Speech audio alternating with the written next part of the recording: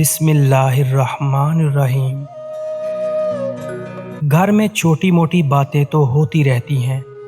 پرسکون زندگی گزارنے کے لیے ان باتوں کو نظر انداز کرنا اور ایک دوسرے کو برداشت کرنا ہی اصل رشتے نبھانا ہے۔ دنیا میں سب سے بڑی دولت آپ کی عزت نفس ہے۔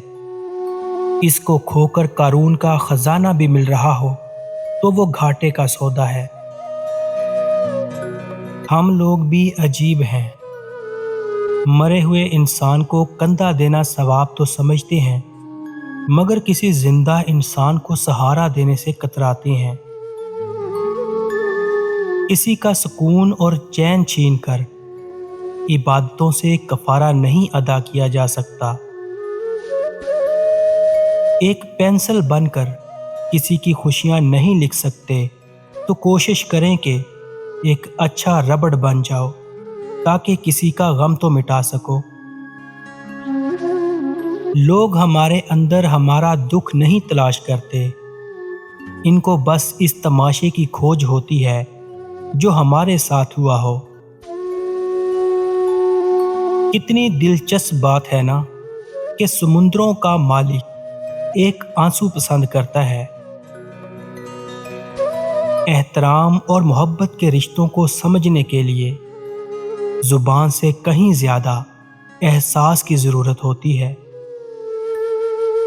انسان جب زندگی کے امتحانوں سے گزر کر پتھر ہو جاتا ہے تب کوئی دل دکھا بھی دے تو برا نہیں لگتا۔ وہ بلندی کس کام کی جس پر انسان چڑھے اور پھر انسانیت سے گر جائے۔ جتنی بھیڑ بڑھ رہی ہے زمانے میں اتنے ہی لوگ اکیلے ہوتے جا رہے ہیں۔ آنسو بہت کمال کی چیز ہوتے ہیں، دکھنے میں بہت شفاف نظر آتے ہیں، حالانکہ پتہ نہیں کتنا میل، کتنا کھوٹ اور کتنا پچھتاوا یہ اپنے ساتھ بہا کر لے جا رہے ہوتے ہیں۔ دنیا کا ہر انسان درد کا تجربہ رکھتا ہے، مگر پھر بھی کسی کے درد کو محسوس نہیں کرتا۔ اللہ تعالیٰ نے جب تمہیں 2 آنکھیں دی ہیں پھر تم لوگوں کو اپنے دونوں کانوں سے کیوں دیکھتے ہو؟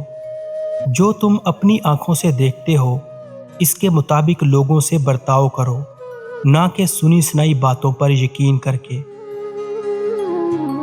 تکلیف دینے کے بعد جتائی گئی محبت اور نظر انداز کرنے کے بعد دی گئی اہمیت کوئی معنی نہیں رکھتی۔ کچھ محبتیں زندگی بھر کے لیے اذیت ہوتی ہیں۔ آپ اس محبت میں خود کو جتنا مرضی انویسٹ کر لیں، نتیجہ ہمیشہ مخالف ہی آئے گا۔ جتنی آپ گہری محبت کریں گے اتنے ہی گہرے دکھ آپ کے منہ پر مار دیے جائیں گے۔ دیکھو جو دکھ نصیب میں ہے نا وہ مل کر ہی رہتا ہے، چاہے آپ کو کوئی سینے سے لگا کر رکھے، ماتھا چومے یا تسلی دے۔ جھوٹ رشتے کو اس طرح کھا جاتا ہے جیسے دیمک لکڑی کو۔ جس طرح دیمک زدہ لکڑی کھوکھلی اور بیکار ہو جاتی ہے، اسی طرح جس رشتے میں جھوٹ، مکر اور فریب آ جائے وہ بھی کھوکھلا اور بیکار ہو جاتا ہے۔ اولاد پیدا کر کے چھوڑ دینے کے لیے نہیں ہوتی، اول تو آپ پیدا ہی نہ کریں، اگر کر ہی لی ہے تو انہیں اس قابل بنائیں کہ وہ کل کو آپ کے لیے دعا کر سکیں، بد دعا نہیں۔ انسان کے دکھ میں اس وقت کئی گنا اضافہ ہو جاتا ہے جب اسے پتہ چلتا ہے کہ اس کے دل و دماغ پر مسلط شخص کا سکون و قرار وہ نہیں کوئی اور ہے۔